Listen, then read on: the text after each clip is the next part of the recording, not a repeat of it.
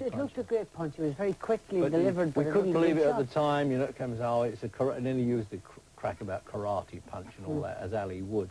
But it turned out it was a good punch, and Liston was probably a lot older than he said he was, and he was certainly hitting the bottle even in those days. Although he looked trained hard, it's what he did when he came out of the gymnasium. Colin, how much do we base the greatness of Ali around the qualities of the men he dominated in the division at that time? Was it a particularly strong period? Well, it was what I call the golden age of heavyweights. I mean, there were some brilliant heavyweights around. I mean, when you think that Ali's contemporaries included George Foreman, Joe Frazier, Ken Norton, Larry Holmes, all world champions. All world champions. Jerry Quarry, Oscar Bonavina, They Ron were probably Lyle, ones Ernie Shavers. Yeah. I mean, they would all, you know, 4 world titles going today. Danger. Every one of those guys would have won one of them. Really? No doubt. Oh, absolutely. No Yeah, Jerry question. Quarry would have done that. No question. Well, I'm saying all of them. The majority of them would. No, they would have won. There's no such thing as a perfect fighter. There's no such thing as a perfect anything. But Ali was the nearest you could get. But, I mean, his speed was phenomenal. I'm talking about in his prime. I'm not talking about post-1967-70 with the 3 years. You know, Angelo Dundee says, and I believe him, we never saw the best of Ali. The best of Ali would have been between 1967 and when he came back in 1970. Those 3 vital years, he would have been in his absolute prime. And, of course, he was out because of that draft-dodging business in America over the Vietnam Stood War. on his principle. Oh, he did. And I mean, you've got consequences. he was a man of great courage in the ring and out of the ring. And a man of, you know, I think, of great principle. And he's a sweetheart of a man, too. He's the softest touch in the world. And he, you know, he had everything for me. Charisma, courage, speed, skill. He had everything. He wasn't a devastating puncher. And maybe he wasn't very good going forward. Like I mean, he used to fight, you know, as a counter-puncher. Yeah, I thought what he did lack was he lacked the ability to punch to the body. I don't think I ever saw him throw a body punch in my entire life. But he was brilliant. And when he came back after his, well, it wasn't incarceration, but after his time out of boxing, he didn't pick an easy opponent. The first guy he fought was Jerry Quarry. He was a tough fellow. The second one was Oscar Bonavina. Yeah. And the third one was Joe Frazier. And incidentally, Bonavina was a 15-round fight, non-title, which Ali insisted on, and he won it in the last round with the then 3 knockdown rule. I think was the first time. Right. How did you find Joe? I know you called a lot of these fights. How did you find Joe Frazier as a man? Oh, great! I'm very fond of Joe.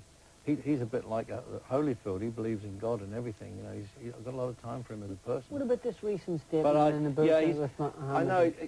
Well, you know, when Ali sort of used to chide him and things, Frazier couldn't accept that as a joke. He didn't like being called a gorilla, and I don't blame him and all that. But now he is now. Yeah, it seemed it at the time. But if it was you, Barry, I don't think you'd have taken it either. Well, you would have gone along with it a little bit, right?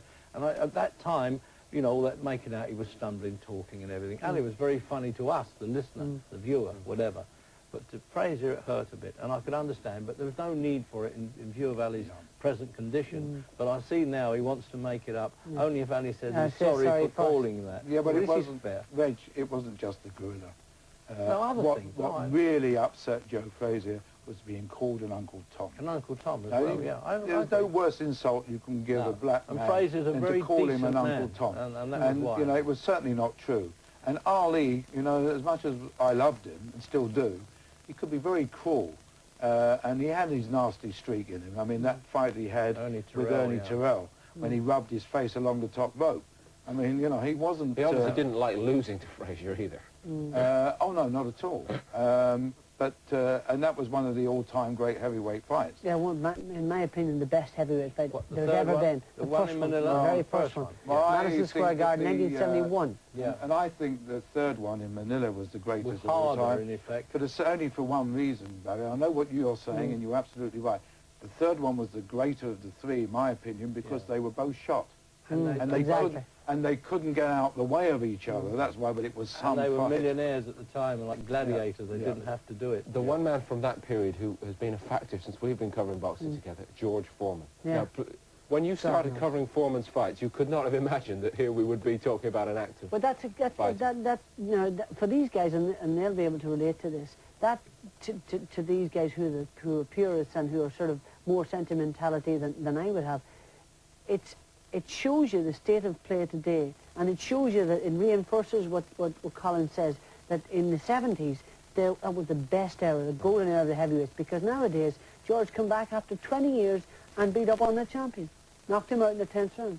Changed man as well, 46 years old, mellow guy. When he was around in the 70s, he was sullen and bad-tempered. By his own admission. By his own admission, and well, you remember the thrill. I thought you were going to hit me in Caracas. He didn't, actually. I'd have been in his corner for that one. Because it was over. I used to smoke. I was chain smoking, and I mean there were witnesses to it. I'm not just making this up. But around a swimming pool in Caracas before he fought Ken Norton, and I was smoking, and it was in the open, and he said, "Hey, you, put that cigarette out."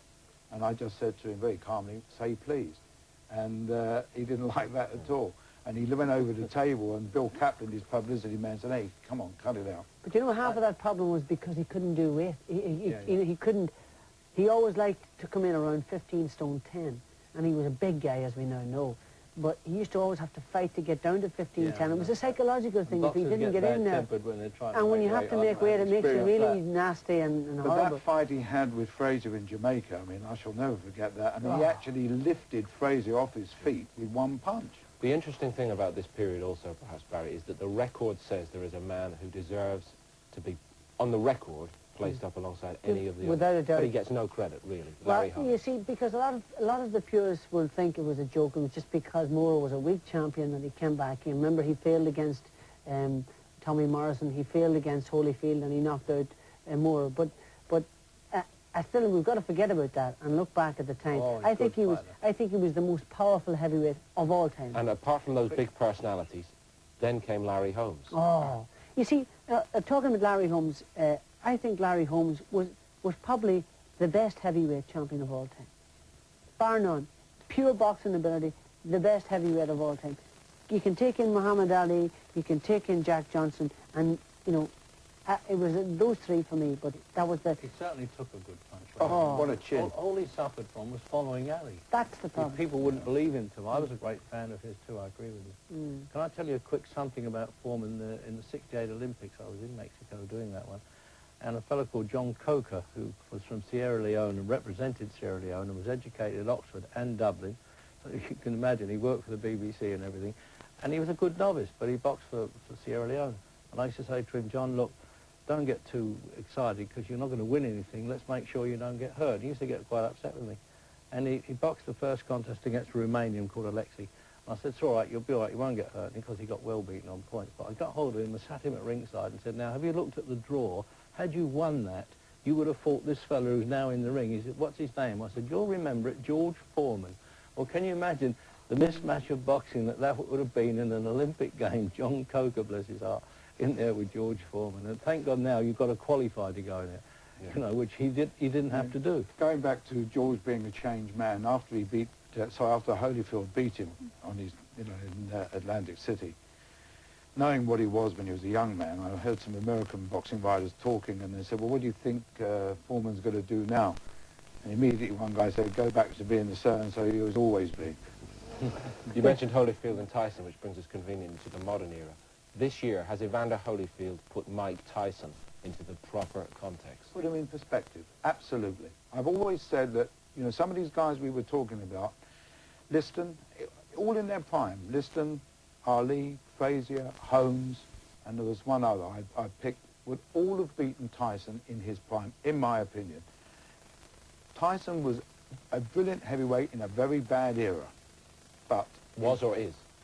Well, I think he was now. He's no longer champion. And at the moment, he's a was. Whether he'll come back again, I don't know. I think Holyfield got it right before the fight when we emphasised this, didn't we, on Sky, that he's never taken the pain in the same way that Holyfield has in those great fights with Riddick Bowe, which will match any fight that anybody's ever seen, including Ali Frazier.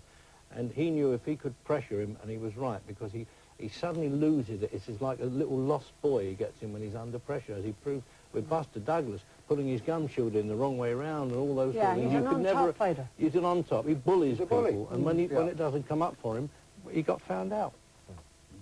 And, I mean, to be honest, you know, the guys are right.